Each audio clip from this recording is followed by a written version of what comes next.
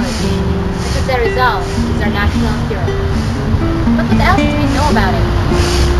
Today, allow us to present to you Rizal as a person and as a man gifted for talent and ability.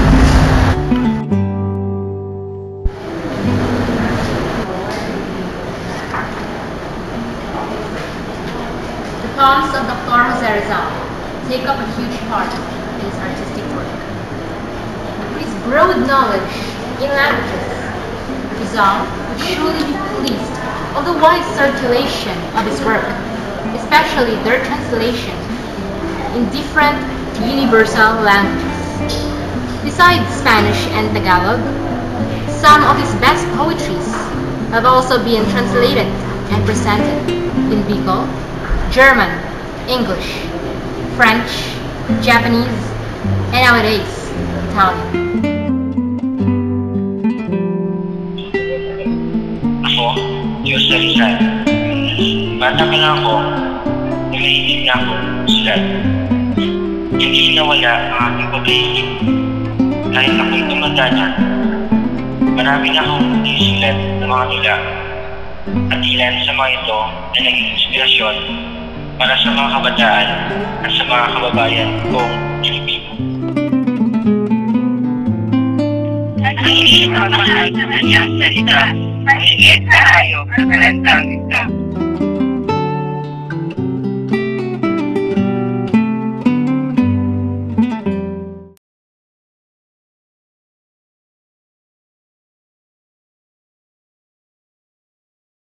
Good day. Ay katasubong sa University of San Agustin para ma-interview sa mga estudyante para mabalaan natin ang ilang pananaw kay Jose Rizal.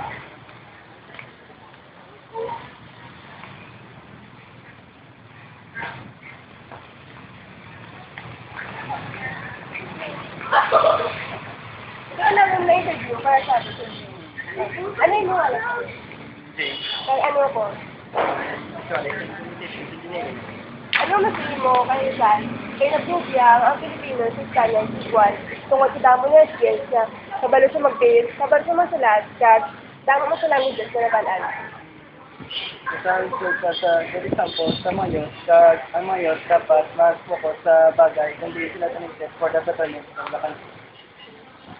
Rizal is just like another Filipino, but what makes him unique is his ability to master a new skill in a short period of time. Painting is just one of his unique abilities. And here are some of Rizal's paintings which showed his nationalism and love of country.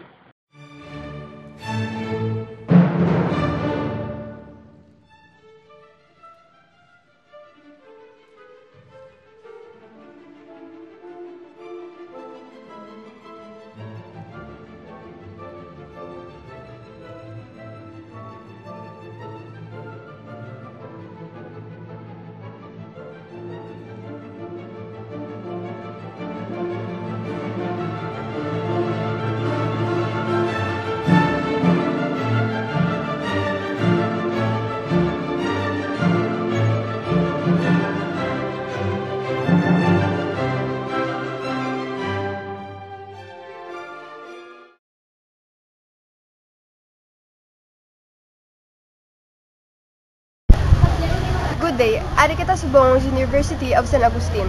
Ma-interview kami kay Al Gregorios, isa ka-engineering student, kung ano ang iya pananaman kay Rizal.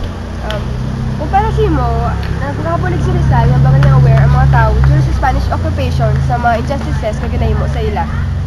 Oo. Kay ginpabatsa, gin ni Rizal sila nga kita nga mga Pilipino hindi dapat tapakan sa ibang nasyon. Para sa mo, nakabulig man ang mga ethnobusiness mo, kung nalimutan nga rin. Oo, yung kaginsulat, kagid gani.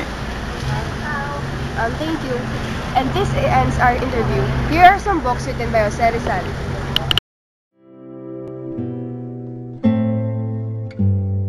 Ang pagpaslang sa tatlong paring martir ang nagmulat sa aking mga mata tungkol sa mga nangyayari sa aking pinakamamahal na bayan. Naging daan ito para maglakas loob ako na lumaban sa mga taong umapis sa karapatan ng bawat Pilipino. At sa tulong ng mga taong nilayunin, maging malaya ang bansa at mapabatid sa mga Pilipino ang katotohanan na buo namin ang isang grupo na tinatawag na propagandista. we have presented 3 skills of Rizal in this documentary video. But according to research studies, Rizal was able to master 65 skills throughout his life. Can you believe that? It only shows that we Filipinos are one of the most talented people in the world, and we should be proud of it. This ends our documentary about Rizal's life and all about his works. So I hope you like our documentary filming, and I hope you enjoy watching the show. Thank you everyone. 谢谢大家。